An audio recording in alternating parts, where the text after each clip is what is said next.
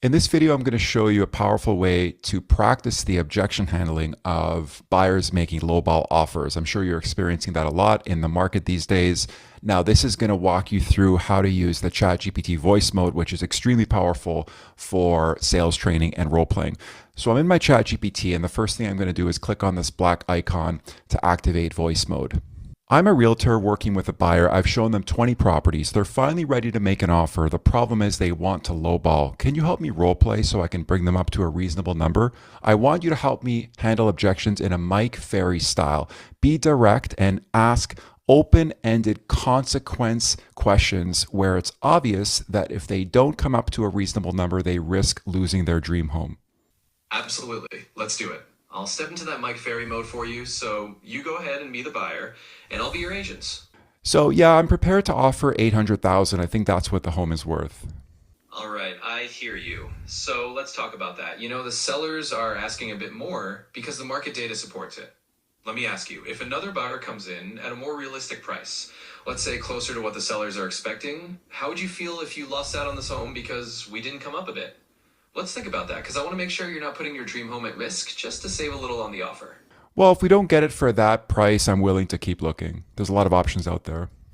Absolutely. I get that there are other homes out there, but here's something to consider. This home really stood out to you after seeing 20 places.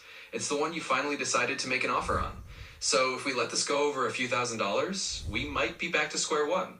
And I know you don't want to lose the home that really feels right. So let's think about how we can bridge that gap to make sure you get the house you really want. Well, I mean, we can always start with 800,000 and they can counter us. There's room to negotiate in this market. Sure, I understand that logic. We can always start somewhere. But let me just point something out. If we come in too low, sometimes sellers won't even counter.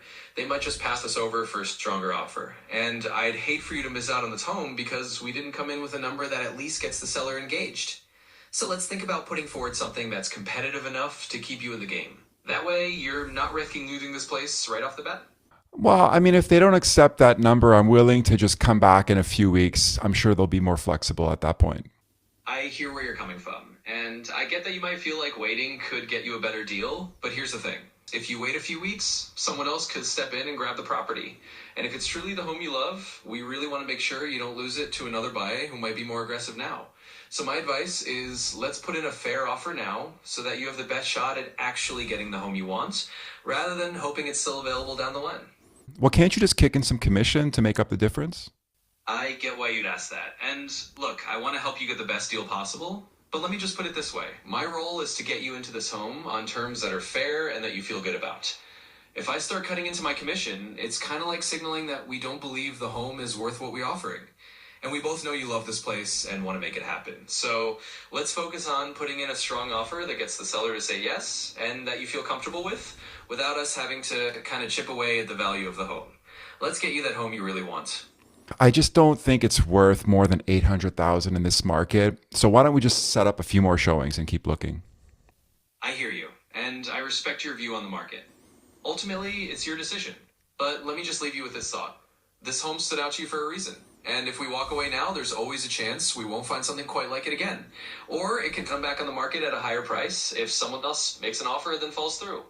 So my suggestion would be let's at least give it one solid try with a more competitive offer.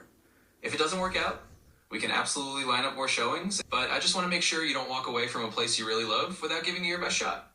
Okay, I guess we can come up a little bit more. Let's do it. That sounds like a great plan. I think you'll feel good about giving it that solid shot. So let's go ahead and put in that more competitive offer and see if we can lock down this home for you. I'm glad we're moving forward, and I think you're making a smart choice. So there's a powerful example of how you can use the ChatGPT voice mode to role play with lowball buyers to get them up to a realistic number.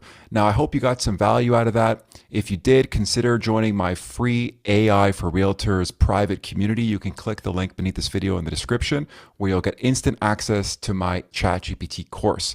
Look forward to seeing you inside.